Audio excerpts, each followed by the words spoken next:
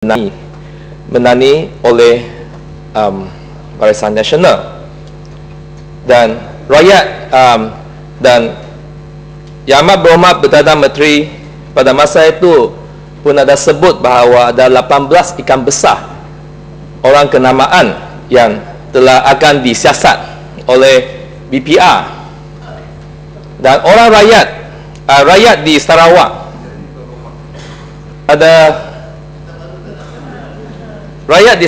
ada harapan yang tinggi atas apa-apa yang dikatakan oleh Yang Amat Berhormat Perdana Menteri.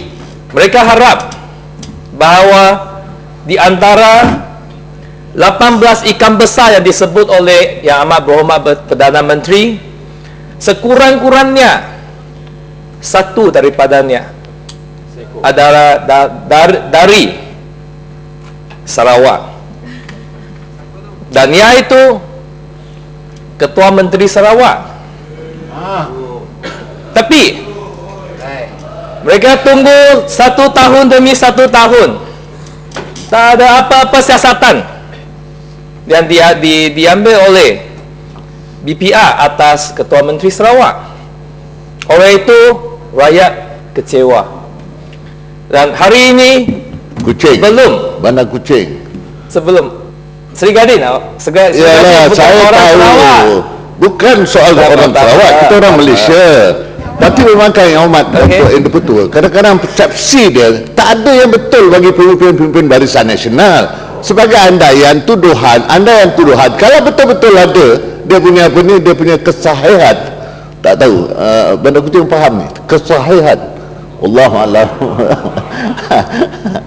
Kita ada saluran-saluran bagaimana kerajaan Barisan Nasional berani bentangkan undang-undang ini sebagai contoh bagi benda serius dia kerajaan Barisan Nasional menuduh begitu mudah. Nak membuktikan tuduhan itu soal perkara yang lain. Terima kasih Bandar. Terima kasih. Ya, Yang Amat Berhormat sekarang sebelum dia nak bersara, saya ucapkan tahniah kepada dia kerana dia membentangkan rang undang-undang ini, kerana late is better than never. Dan ada satu hakikat yang yang tidak boleh dinafikan oleh Barisan Nasional adalah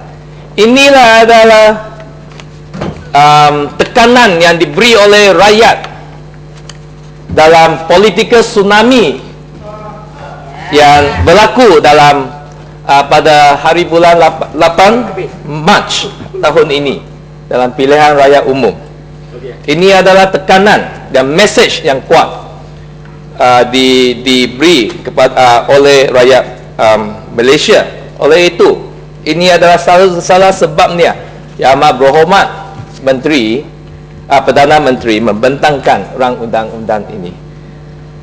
Dan nampaknya there is some light in the tunnel. Dan haraplah kita ini tunnel don't lead us to another twilight zone. Oleh itu, saya tak akan menghujat berkenaan apa-apa kelemahan yang ada dalam rang undang-undang ini, tetapi saya akan beri sedikit huraian mengenai keadaan rasuah di Sarawak. Di Sarawak, sekiranya semasa seorang sebutkan rasuah, the first person that come into the mind of the people of Sarawak dengan izin adalah Ketua Menteri Sarawak. That is not true lah.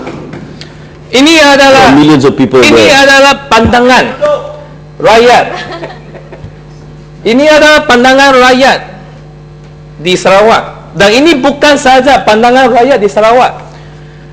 Seawal-awal tahun 2003 ada satu laporan di surat khabar, artikel di surat khabar The Age Australia 15 Mei 2003. Satu artikel yang dilaporkan di surat khabar The Age Australia. Tajuknya, dengan izin, being well connected goes a long way in Malaysia. Saya akan baca beberapa paragraf dalam laporan artikel ini. In some parts of Malaysia, business and politics are inextricably linked, writes Michael Beckman. The Sarawak state government gave 2 road construction contract worth a combined ringgit Malaysia 79.86 million to the Malaysian company CMS Group last week. Last month, it gave CMS an even bigger contract worth at least ringgit Malaysia 1,332 million over 15 years to maintain all of Sarawak's roads. The group's most recent annual report says it is the largest and fastest growing conglomerate in the state. As well in mind, it is, you might say, well connected. CMS Group Chairman is Sulaiman Abdul Rahman Taib. Sekarang dia bukan lagi chairman, dia adalah timbalan menteri dalam Kementerian Pelancongan. Wow, hebat ya. His younger brother Mahmud Abu Bakar Taib is deputy chairman. Their father is Abdul Taib Mahmud. He is the chief minister of Sarawak and has been since 1981. Jawab. Dan ada satu dan another paragraph.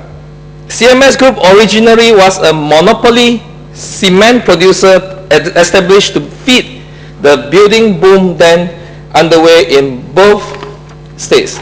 In 1989, the Sabah government sold its stake and the Sarawak government decided that the company should list on the Kuala Lumpur Stock Exchange. Taib Mahmud's family emerged as its controlling shareholders. The cement company was transformed into a conglomerate as a result of a host of government contracts. Dan kenapa BPR tak siasat? Di sini ada satu